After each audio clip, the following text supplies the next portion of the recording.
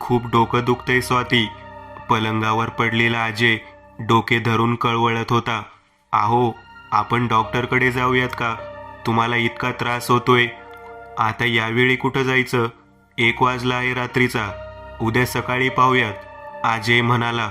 स्वातीने एक pain killer गोळी अजयला दिली, पण त्याचं डोकं दुखतच होतं. काही वेळाने त्याला झोप लागली, पण तो झोपेत काहीतरी बडबडतच होता. पहाटे कधीतरी स्वातीलाही झोप लागली. अजय आणि स्वातीचं लग्न होऊन काही वर्ष झाली होती. त्यांना 6 वर्षांची मुलगी होती, वेदिका. अजयला लहान भाऊ होता, मिहीर. त्याचे 1 वर्षापूर्वी रचनासोबत लग्न झाले होते. शिवाय घरात त्याची आई आशा होत्या. एकूणच गेली काही वर्ष सगळं सुरळीत सुरू होतं. अजय आणि मिहीर दोघे मिळून लॅपटॉपचे मोठे दालन चालवत होते. दुसऱ्या दिवशी सकाळी उठल्यावर अजयला ताप भरला होता. स्वातीसोबत तो त्याच्या नेहमीच्या डॉक्टरांकडे गेला. तोपर्यंत त्याचा ताप काहीसा उतरला होता. तपासल्यानंतर डॉक्टरांनी त्याला इंजेक्शन दिले आणि काही गोळ्या लिहून दिल्या आणि काही रक्त तपासण्या करायला सांगितल्या. घरी आल्यावर त्याने ऑनलाईन ॲपमधून रक्त तपासणीसाठी ऑर्डर दिली. दुपारी रक्त तपासणी करण्यासाठी एक पुरुष त्यांच्या घरी आला. त्याने रक्त काढण्यासाठी सुई शिरेमध्ये घुसवली आणि खाली रक्त घेण्याची बाटली अटॅच केली. पण आश्चर्य म्हणजे अजयचे रक्त बाहेर येतच नव्हते. बराच वेळ प्रयत्न करून देखील त्याचे रक्त आलेच नाही. साहेब, मला काही कळत नाहीये. तुम्ही एक काम करा, दुसऱ्या कोणत्याही लॅबमध्ये जाऊन रक्त द्या. कदाचित तिथले कोणी सिनियर यात मदत करतील, तो पुरुष असं म्हणाला आणि निघून गेला. त्या दिवशी बाहेर जायचा अजयला कंटाळा आला होता. त्यामुळे तो रक्त तपासणीसाठी बाहेर कुठे गेला नाही. डॉक्टरांनी दिलेल्या इंजेक्शनमुळे त्याला काहीसं बरं वाटत होतं. रात्री जेवण केल्यावर त्याला अचानक ताप भरायला सुरुवात झाली. डॉक्टरांनी दिलेल्या गोळ्या खाऊन तो तसाच झोपला. रात्री त्याला अचानक कोणीतरी ओरडत आहे असा आवाज ऐकू आला. तो दचकून उठला. अजय, इकडे ये. विचित्र अशा घोगऱ्या आवाजात कोणीतरी त्याला बोलावत होतं. त्याने आजूबाजूला पाहिलं, पण कोणीच दिसत नव्हतं. ताप असल्याने त्याला कमालीचा थकवा जाणवत होता. पलंगावरून खाली उतरण्याची शक्ती देखील उरली नव्हती. तो तसाच पडून राहिला, पण ते आवाज येतच होते. तो कानावर हात ठेवून मान हलवत तसाच पडून राहिला. स्वातीला जाग आली तेव्हा तिने अजयला त्या अवस्थेत पाहिले. आहो, काय झालं? असं काय करताय? स्वाती, ते बोलावत आहेत मला. मी नाही म्हणालो, पण थांबतच नाही आवाज. अजय डोळे बंद करूनच बडबडत होता. कोण बोलावत आहेत? कोणी नाही इथे. आहे इथे, मला आवाज येतो त्यांचा. स्वातीने त्याला जवळ घेतले. कोणी नाही इथे, झोपा तुम्ही, मी आहे जागी. अजय तसाच असंबंध बडबड करत झोपला. दुसऱ्या दिवशी अजयला काहीसं बरं वाटत होतं. डॉक्टरांच्या ओळखीच्या एका लॅबमध्ये तो रक्त तपासणीसाठी गेला. तिथे त्याचे रक्त सहज निघाले. रिपोर्ट्स यायला वेळ लागणार होता. तो घरी आला. घरात सगळेच अजयच्या टेन्शनमध्ये होते.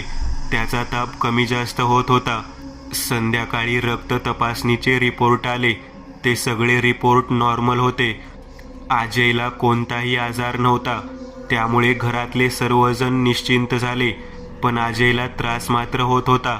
संध्याकाळी हॉलमध्ये अजय, आशा, स्वाती बसलेले. तेव्हा स्वयंपाकघरातून रचना गडबडलेल्या अवस्थेत बाहेर आली. आई, तिथे आत भिंतीवर रक्त. काय म्हणते तू रचना? आशा यांनी विचारले. तिथे भिंतीवर रक्ताचे शिंतोडे आहेत. ते सगळे आत आले. स्वयंपाकघरात भिंतीवर अनेक ठिकाणी रक्त उडालेले. हे रक्त कुठून आले? स्वातीने विचारले. मला पण माहीत नाही ताई, असं अचानक दिसलं. जाऊ दे, झालं असेल काहीतरी, मी पुसून घेते, स्वाती बोलली. भिंतींना लस्टर पेंट असल्याने ओल्या फडक्याने स्वातीने भिंती पुसून घेतल्या. रात्री काम आवरल्यावर सगळे आपल्या खोल्यांमध्ये झोपायला गेले. अजयची मुलगी वेदिकाही आशा यांच्यासोबत त्यांच्या खोलीमध्ये झोपायची. डॉक्टरांनी दिलेल्या गोळ्यांनी फरक पडेल अशी अजयला अपेक्षा होती. रात्री अचानक त्याला जाग आली आणि पुन्हा तेच आवाज यायला सुरुवात झाली. दुखणारे डोके आणि ताप वाढत होता.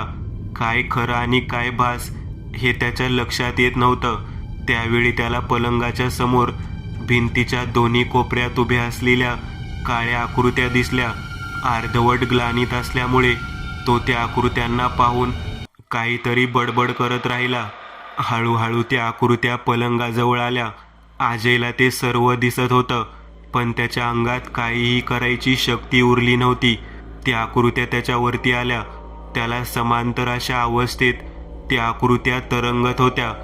तेव्हा त्याला त्यांचे चेहरे दिसले. त्या दोघाही पुरुषांचे चेहरे पूर्ण पांढरे पडलेले. चेहऱ्यावर कसलेही भाव नव्हते.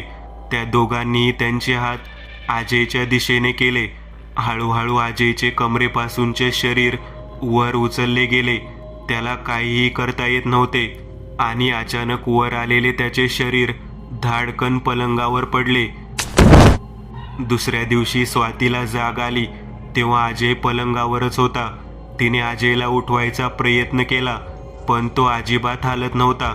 त्याचे शरीर पूर्ण थंड पडलेले. तिने घरातील सर्वांना ओरडून बोलावले. सर्वांनी अजयला उठवायचा प्रयत्न केला, पण तो उठत नव्हता. सर्वांनी त्याला कसाबसा उचलून कारमध्ये ठेवला आणि त्याला घेऊन ते हॉस्पिटलमध्ये पोहोचले. डॉक्टरांनी तपासल्यावर समजले घरीच त्यांचा मृत्यू झाला होता. त्या सर्वांना प्रचंड धक्का बसला. घरात मृत्यू झाल्याने पोस्टमॉर्टम करणे गरजेचे होते. मिहिरने त्या सर्व प्रक्रिया पूर्ण केल्या. सकाळ असल्याने पोस्टमॉर्टम लवकर झाले आणि दुपारनंतर अजयचे प्रेत घरच्यांच्या ताब्यात मिळाले. पोस्टमॉर्टम रिपोर्टनुसार मेंदूमध्ये ताप गेल्याने अजयचा मृत्यू झाला होता. घरातील सर्वजण धक्क्यात होते. सर्व विधी करून अजयला स्मशानात नेण्यात आले. त्याला स्टँडवर जाळण्यासाठी ठेवले होते. मिहिर सर्व विधी करत होता. त्यावेळी अचानक त्याचे लक्ष खाली असलेल्या सिमेंटच्या बारक्या ओट्याकडे गेले. तिथे आजची तारीख आणि अजय असे कोरलेले. ते पाहून तेव्हा मिहिर काहीच बोलला नाही. जवळपास 1 महिन्यानंतर स्वाती अजयच्या धक्क्यातून थोडी बाहेर आली. ती स्वयंपाकघरात काम करत होती आणि त्याचवेळी तिला भिंतीवर तसेच रक्ताचे शिंतोडे उडालेले दिसले. तिने घरातील सर्वांना तो प्रकार दाखवला. मला हे काहीतरी वेगळं वाटतंय, आशा म्हणाल्या. वेगळं म्हणजे? मिहिरने विचारले. म्हणजे घरात असे भयानक प्रकार घडत आहेत आई. त्यांना रात्री कोणीतरी आवाज द्यायचं, नुसते ओरडत असायचे. मला वाटायचं ते तापामुळे बडबडत आहेत. मला तुमचं पटतंय. तुम्हाला एक गोष्ट सांगितली नाही मी. दादाला जिथे जाळले तिथे त्याच्या मृत्यूची तारीख आणि नाव आधीच लिहिले होते. काय? हे काय बोलतोय तू? आशा जवळपास ओरडल्याच. हो, दादाला अग्नी द्यायच्या आधी मी ते पाहिलं होतं, पण तेव्हा सर्वजण अशा मनस्थितीत होतो की तेव्हा यावर काय बोलावे हेच कळले नाही. घरात काहीतरी विपरीत सुरू आहे हे तर नक्की. काय करायचं मग आता आई? रचनाने विचारले. इथे सावत्या बाबा म्हणून एक जाणकार आहे, त्याला जाऊन भेटते, आशा म्हणाल्या. दुसऱ्या दिवशी आशा सावत्या बाबाला जाऊन भेटल्या. संध्याकाळी सावत्या त्यांच्या घरी आला.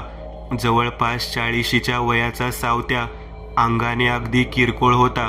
टक्कल आणि वाढलेली दाढी, अंगात मळकट काळा कुर्ता, कमरेला धोतर, डोळ्यांवर जाड भिंगाचा चष्मा, मनगटात अनेक दोरे.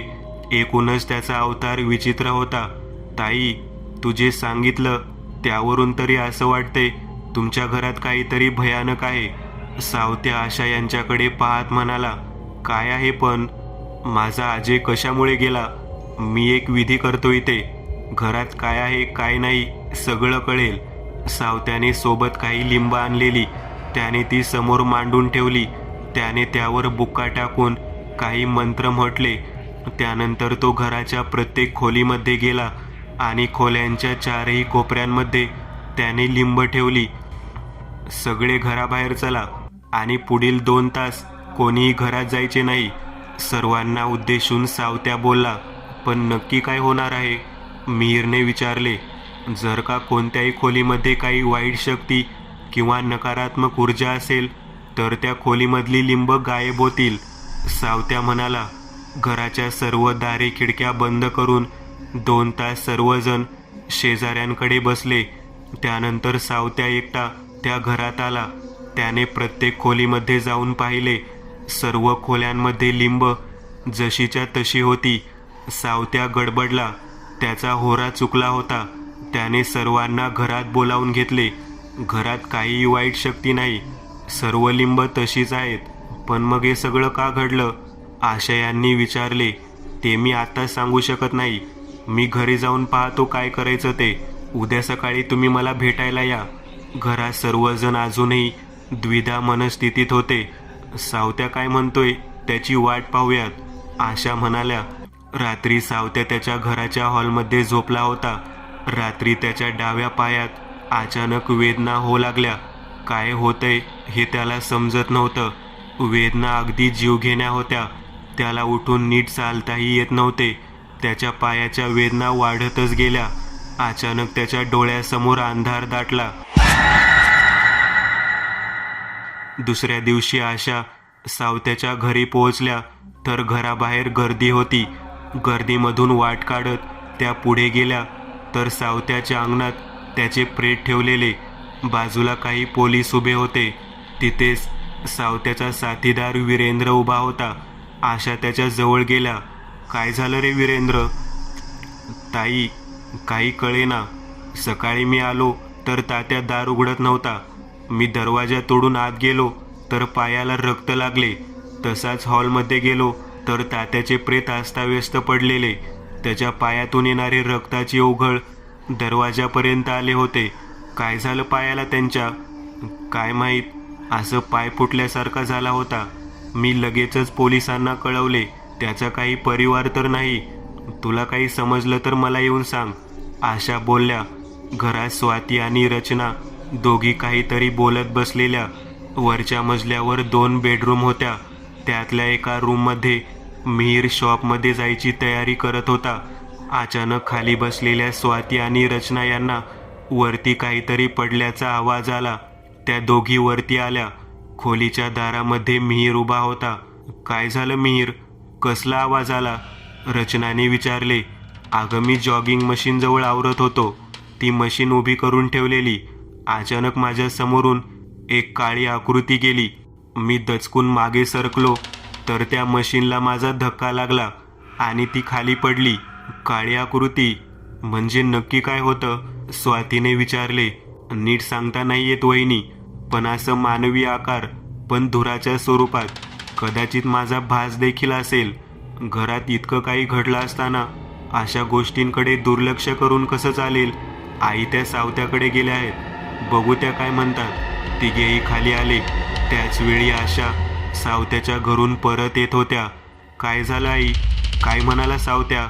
स्वातीने विचारले. सावत्या मेला काल रात्री. काय म्हणजे कसं काय? आशा यांनी तिथे घडलेला प्रकार सर्वांना सांगितला. आई, इथे घरात काहीतरी विचित्र आहे.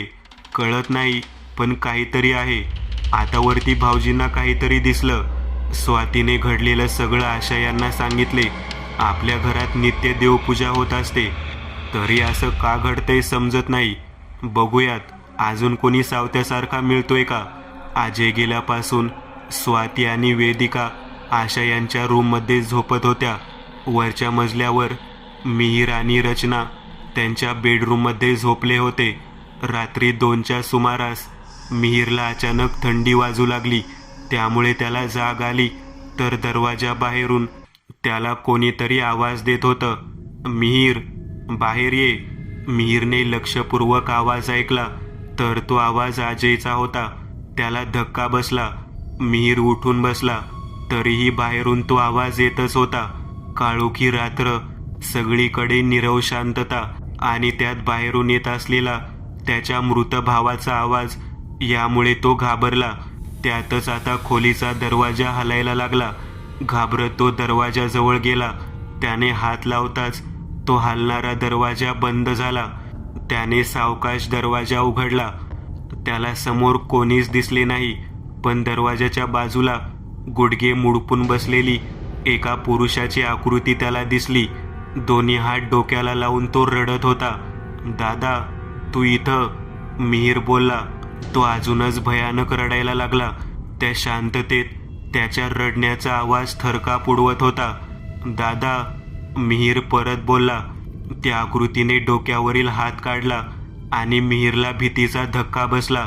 त्याच्या डोक्यावर कवटी नव्हती. कानापासून वरती सरळ मेंदू दिसत होता. वेदनेने कळवळत आजेच्या त्या आकृतीने मिहीरकडे पाहिले. त्याच्या चेहऱ्यावर आतीव वेदना होत्या. डोळे पूर्ण लाल झालेले. त्याचे भिंतीला टेकून असलेले शरीर मिहीरच्या बाजूला कलंडले आणि त्याचा कवटी विरहित असलेला तो मेंदू खाली पडून मिहीरच्या पायाला येऊन धडकला. मिहीर दचकून जागा झाला. त्याला ओरडायचे होते, पण आवाज निघत नव्हता. पण खूप थंडी वाजत असल्याने त्याने अंगावर ब्लँकेट गुंडाळून घेतले.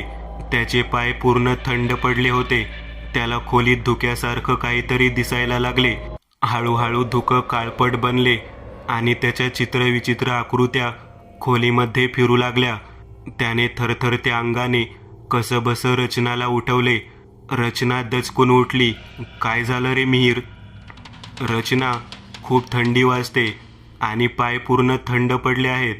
त्यात बाहेरून दादाचा आवाज येत होता. काही कळेना. तू टेन्शन नको घेऊ. काही नाही होत तुला. झोप तू. उद्या डॉक्टरांकडे जाऊ. रात्रभर रचना त्याच्या डोक्याजवळ बसून राहिली. सकाळी मिहीरला जाग आली. त्याने पाय पलंगावरून खाली घेतले, पण त्याचा एक पाय सुन्न झाला होता.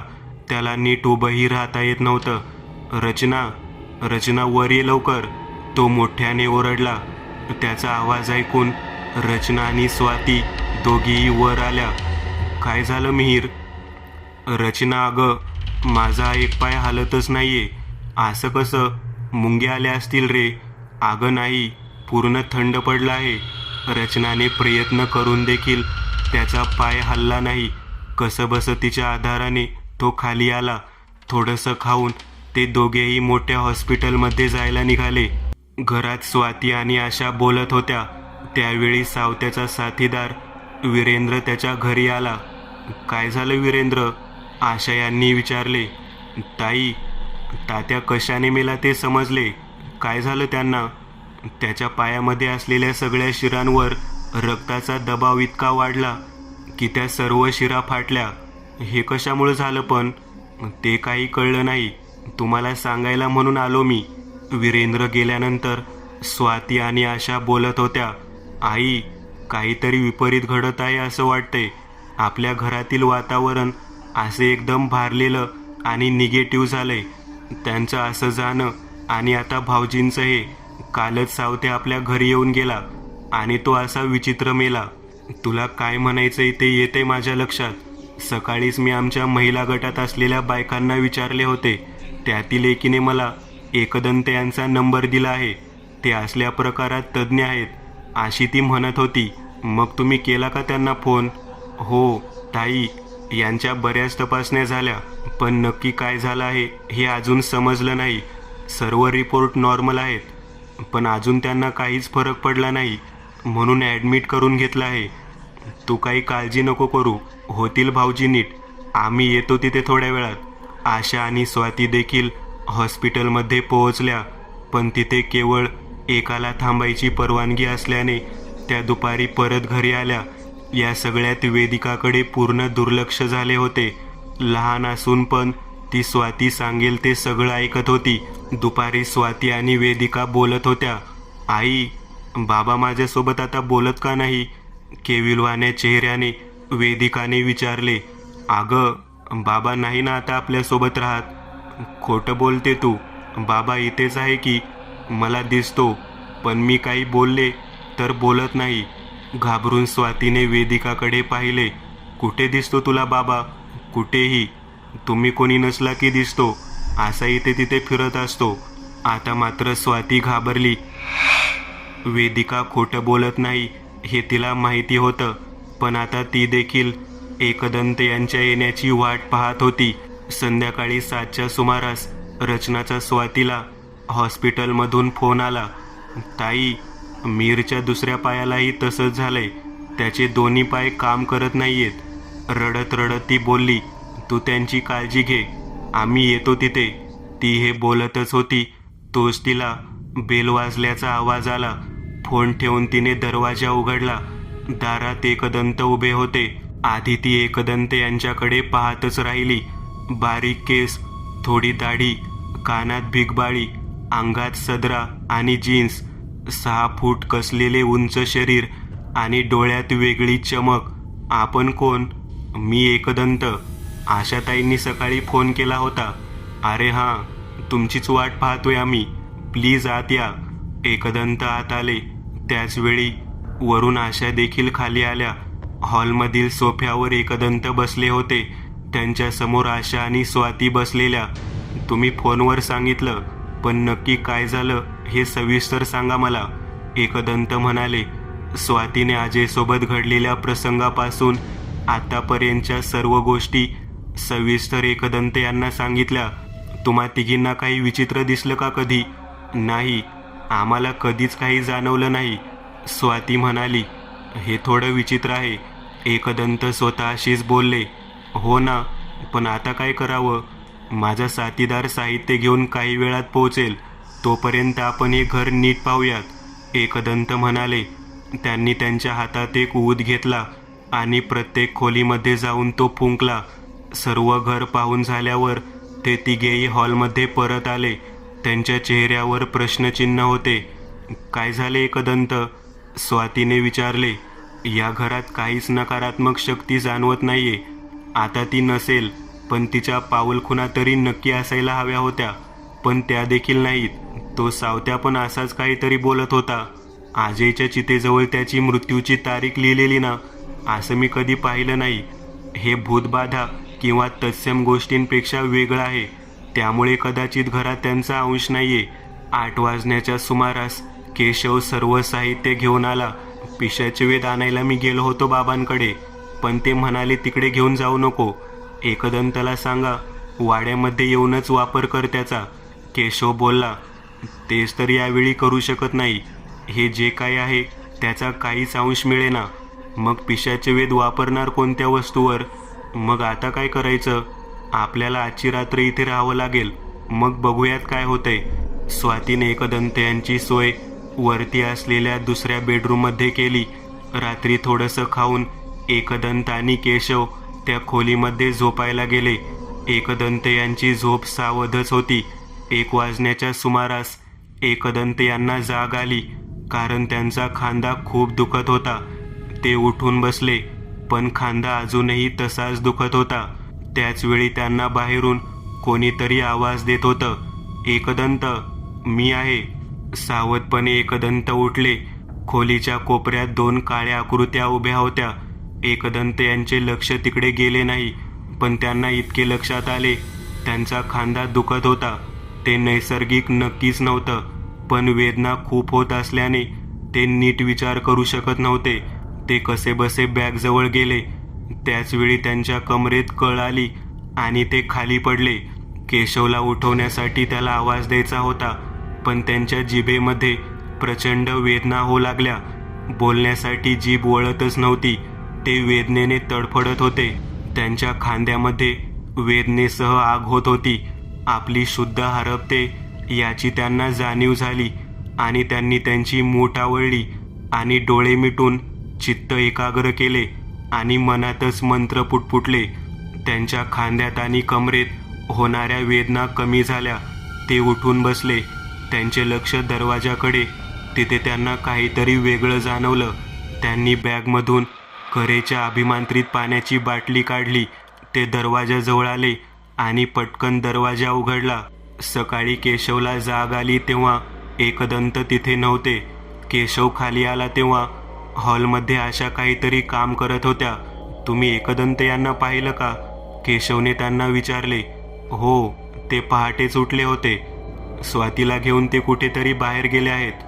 पहाटे 6च्या सुमारास एकदंत आणि स्वाती स्मशानात पोहोचले. पहाटेची वेळ असल्याने थोडासा अंधार होता. आणि इतर कोणीही लोक नव्हते. ज्या लोखंडी स्टँडवर अजयला अग्नी देण्यात आला होता त्या स्टँडजवळ ते आले. त्यांनी चारही बाजूंनी फिरून पाहिले. गेल्या 1 महिन्यात कित्येक चिता तिथे जळाल्या होत्या. सावडल्यानंतर शिंपडल्या जाणाऱ्या शेणामुळे ती तारीख आणि नाव कधीच झाकले गेले होते. एकदंत यांनी बॅगमधून एक लिंबू काढले. ते हातात पकडून काही मंत्र म्हटले आणि ते लिंबू घेऊन त्यांनी त्या स्टँडभोवती एक फेरी मारली. बघता बघता ते लिंबू लाल झाले. त्यानंतर त्यांनी बॅगमधून कसलीशी पांढरी भुकटी काढली आणि मंत्र म्हणत त्या स्टँडभोवती पसरवली. काही वेळात एका ठराविक जागी ती भुकटी लाल झाली. जवळच पडलेल्या दगडाने एकदंत यांनी त्या जागेवरील शेण घासून काढले. त्यांना तिथे तीच तारीख दिसली. एका लोखंडी गजाने त्यांनी तिथले काही सिमेंट काढून प्लास्टिकच्या पिशवीमध्ये भरले. एकदंत काय करत आहेत हे स्वातीला समजत नव्हते, पण तिने काहीही प्रश्न विचारले नाहीत. त्यानंतर ते दोघेही घरी परत आले. केशव हॉलमध्येच बसला होता. एकदंत, इतक्या पहाटे कुठे गेला होता तुम्ही? स्मशानात गेलेलो. कुठून तरी सुरुवात करायला हवी. स्वाती, अगं रचनाचा फोन आला होता. मीरच्या तब्येतीत अजून काहीच सुधारणा नाही. आशा मध्येच बोलल्या.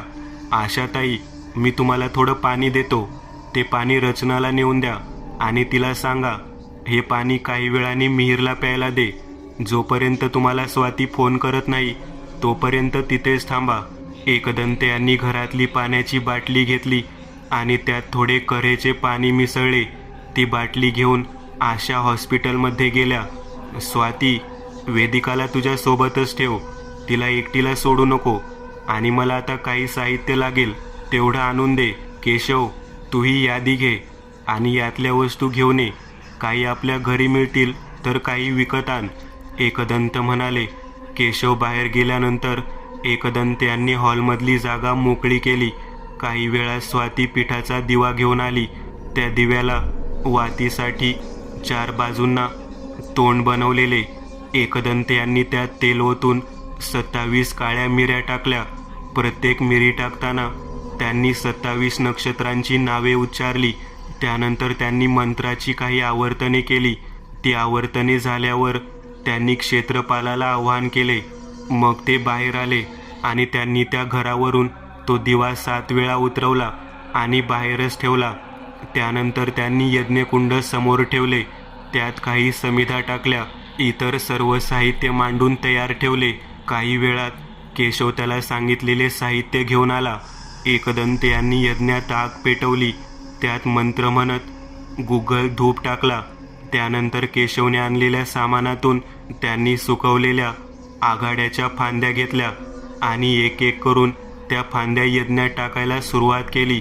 यज्ञासमोर त्यांनी कुंकवाचा चौकोन बनवला आणि त्यात एक सुपारी ठेवली. त्या सुपारीवर तांदूळ टाकत त्यांनी मंत्रोच्चार सुरू केले.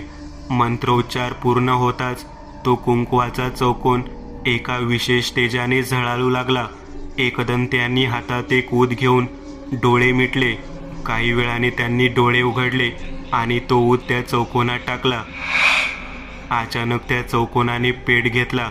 एकदंत यांनी स्मशानातून आणलेलं ते सिमेंट त्या चौकोनात टाकले. आगीमध्ये ते सिमेंट झटकन राख झाले. हळूहळू ती आग विझली, पण त्याच वेळी बाहेरून कसला तरी गोंगाट ऐकू येऊ लागला. शेजारील घराला मोठी आग लागलेली. काही केल्या ती आग विझत नव्हती, पण विशेष म्हणजे ती आग कुठेही पसरत नव्हती. या घराला कशी आग लागली? स्वाती बोलली. ते कळेलच तुला स्वाती, पण त्याआधी एक काम कर. हा जो दरवाजा बाहेर दिवा ठेवला आहे तो पाण्यात सोडायचा आहे. केशव सोबत जा आणि नदीमध्ये दिवा सोडून ये. काही वेळाने ते दोघेही दिवा सोडून परत घरी आले. त्यावेळी स्वातीने आशा यांना फोन केला. स्वाती काही बोलायच्या आधीच समोरून उत्साहाने आशा बोलायला लागल्या. स्वाती, मीरचे दोन्ही पाय अचानक बरे झाले.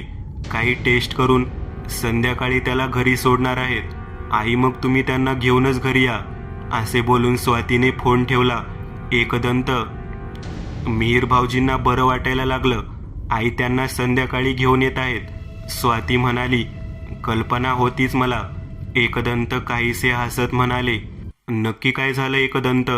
मला सगळंच गूढ वाटतंय. संध्याकाळी आशा आणि मिहीर यांना घरी येऊ दे, मग मी सांगतो नक्की काय झालेलं. 5च्या सुमारास मिहीर, रचना आणि आशा घरी आले. आशा यांनी त्या दोघांना एकदंत यांच्याबद्दल आधीच सांगितले होते. एकदंत आणि केशव हॉलमध्ये बसले होते. सगळेजण त्यांच्यासोबत तिथेच बसले. स्वातीने मिहीर आणि रचनाची ओळख एकदंत यांच्यासोबत करून दिली. एकदंत, आता तरी सांगा हे सगळं काय चाललंय?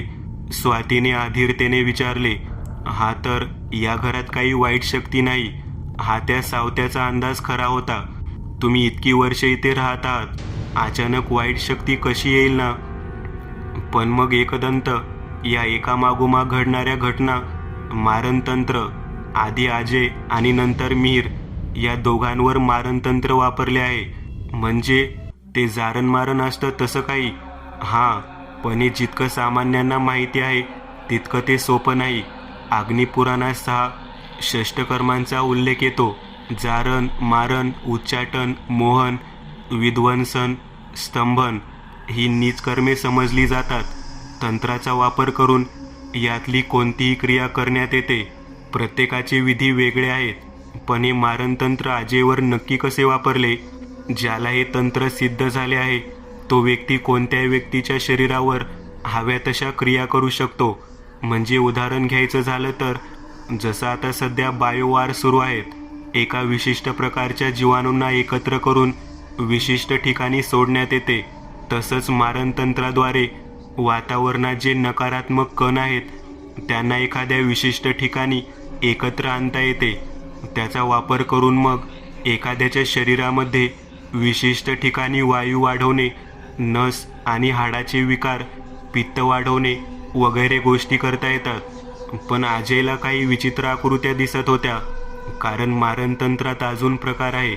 एखाद्या आत्म्याला वश करून तो व्यक्ती जसा मरण पावला असेल त्याच प्रकारे त्याच्या आत्म्याला दुसऱ्या व्यक्तीवर सोडून त्याच पद्धतीने मृत्यू देता येतो. अजय बाबतीत हेच घडले. हा विधी स्मशानात करावा लागतो.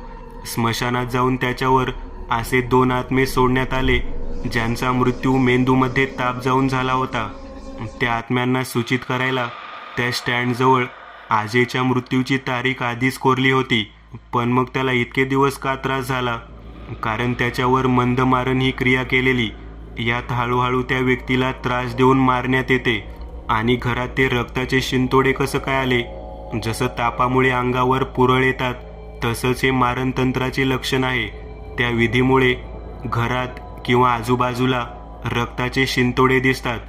पण एकदंत, हे इतके नीच काम केले कोणी? तुमच्या शेजारचे घर पेटले, त्यावरून काही अंदाज आलाच असेल की तुम्हाला. आशाताई तुमच्या लांबच्या नातेवाईक आणि शेजारी. मीना. काय? मीना? हे कसं शक्य आहे? आशा जवळपास ओरडल्याच. तुमच्या दोन्ही मुलांनी केलेली प्रगती त्यांना पाहवत नव्हती. खरं तर दुसऱ्याचं चांगलं पाहू न शकणारी अनेक लोक असतात, पण मीना एकदम विक्षिप्त प्रकारातली होत्या. त्यांनी गेल्या वर्षात मारणतंत्र शिकून घेतले. कारण ते तंत्र शिकणे सोपे नसते. त्याला लागणाऱ्या विचित्र वस्तू जसं पिवळी माती, गांजा वगैरे मिळवाव्या लागतात. त्याचे मंत्र सिद्ध करावे लागतात. त्या मंत्राच्या 21 माळा 40 दिवस रोज ठराविक विधी करत जपाव्या लागतात. त्यात काही चूक झाली किंवा खंड पडला तर पुन्हा पहिल्यापासून सुरुवात करावी लागते. तिने आधी अजयवर हे तंत्र वापरले आणि नंतर मिहीरवर. मग सावत्याला पण त्यांनीच. हो, तुम्ही त्यांना सावत्याबद्दल काही सांगितलं होतं का? मी सगळंच तिला सांगायचे. आमच्या घरातली छोट्यातली छोटी गोष्ट देखील. जसं काल तुम्ही येणार होता हे देखील तिला माहिती होतं. त्याची कल्पना आहे मला. मी तुमची मदत करायला आलो आहे हे तिला माहिती होतं. त्यामुळे काल रात्री माझ्यावर शीघ्र मारणतंत्राचा प्रयोग झाला होता. त्याचे तोड असलेले श्री सिद्ध कुंजिका स्तोत्रम मला माहिती होते, म्हणून मी वाचलो. सावत्या तुमची मदत करायला आला आहे हे तिला कळलं तेव्हा तिने असाच प्रयोग सावत्यावर केला. त्याच्या पायातील शिरा आणि धमन्यांमध्ये रक्ताचा प्रवाह मर्यादेपलीकडे वाढवला. त्याला याचा तोड माहीत नव्हता, म्हणून तो बिचारा हाकनाक मारला गेला. पण एकदंत, या सगळ्याचा उपाय तुम्ही कसा केला? मला जेव्हा समजलं हे मारणतंत्र आहे, मी एक विशिष्ट पूजा मांडली ज्यात बटूक भैरवाला आव्हान करायचे असते. मारणतंत्रावर हाच एक उपाय आहे. बटूक भैरव हे भैरवाचे बालरूप आहे, म्हणजे ब्रह्म, विष्णू, महेश या देवांद्वारे वंदित बटूक भैरव देवाची उपासना कल्पवृक्षा समान आहे. मारणतंत्र किंवा तत्सम गोष्टींपासून बटूक भैरव सुरक्षा देतात. बटूक भैरव हे काळ्या रंगाचे 3 डोळे आणि 4 हात असलेल्या लहान मुलाच्या रूपात असतात. त्यांचा चेहरा उग्र असतो. त्यांच्या हातामध्ये त्रिशूळ, डमरू, नरमुंड आणि खापर असते. पण यात त्या मीनाचे घर कसे जळाले? कारण फक्त सुरक्षा करून काही उपयोग नव्हता. तिचे तंत्र तिच्यावर उलटवणे गरजेचे होते. तंत्राला तंत्रानेच मात देता येते आणि त्याचसाठी मी तंत्रोक्त भैरव कवच वापरले आणि सगळं तिच्यावर उलटलं. त्यासाठी तिने स्मशानात जी क्रिया केली होती तीच क्रिया मी उलट वापरली. तिच्यासह तिच्या घराने पेट घेतला. ही नीच तंत्र अशीच असतात. जर ती करणाऱ्यावर उलटली तर अधिक भयानक ठरतात. पण एकदंत, मला दादाचे आवाज आले. ते काय होतं मग? मिहिरने विचारले. ते आवाज खरे होते. आजयच्या आत्म्याला मुक्ती मिळाली नव्हती. तो इथेच घरात भटकत होता. तुमच्याशी संपर्क करायचा प्रयत्न करत होता, पण त्याला ते शक्य होत नव्हतं. वेदिका लहान असल्याने तो कधी कधी तिला दिसत होता, पण त्याला तिच्याशी काही बोलता येत नव्हते. कारण असे आत्मे हे दुसऱ्या मितीमध्ये असतात. पण मी अशा आत्म्यांसोबत संपर्क करू शकतो. काल रात्री मला त्रास झाला. त्यानंतर अचानक दरवाजा वाजला. मला कल्पना नव्हती आजी असेल, पण मला तो दिसला आणि त्याच्यासोबत संवाद साधता आला. त्यानेच मला या सगळ्या गोष्टी सांगितल्या. पण मग आता दादाचा आत्मा, तुमच्यावर असलेले सगळे संकट नाहीसं झालं तेव्हा तो आपोआप मुक्त झाला. एकदंत, तुम्ही आम्हाला खूप मोठ्या संकटातून वाचवलं आहे. तुमचे आभार कसे मानू कळत नाही. मिहिर बोलला. हे माझं काम आहे मिहिर, पण आता तुम्ही काळजी घ्या. परत काही असं होणार नाही याची खात्री आहे मला. एकदंत यांचे त्या घरातील काम पूर्ण झाले होते. सर्व साहित्य घेऊन ते बाहेर पडले. त्यांनी अजून एक प्रकरण त्यांच्या ज्ञानाने सोडवले होते, पण त्यांचा आपल्यासोबतचा प्रवास तसाच सुरू आहे, अज्ञाताच्या दिशेने. मित्रांनो, आज पुरतं एवढंच. तुम्हाला जर काही गोष्ट आवडली असेल तर नक्की लाईक करा. तुमच्यापैकी बरेचसे जण व्हिडिओ लाईक न करताच पळून जातात, पण हा जर व्हिडिओ तुम्ही लाईक केला तर मला जरा बरं वाटेल आणि असेच भारी भारी व्हिडिओ बनवायची माझ्यात एनर्जी येईल. त्यामुळे नक्की लाईक करा. आणि अजूनही कोणी या चॅनलला सबस्क्राईब केलेलं नसाल तर लगेच सबस्क्राईब करून टाका. आणि बाजूची घंटी ती मात्र दाबायला विसरू नका. देवाची घंटी आहे ती. चला तर मग पुन्हा भेटूया अशीच एक आगळी वेगळी गोष्ट घेऊन पुढच्या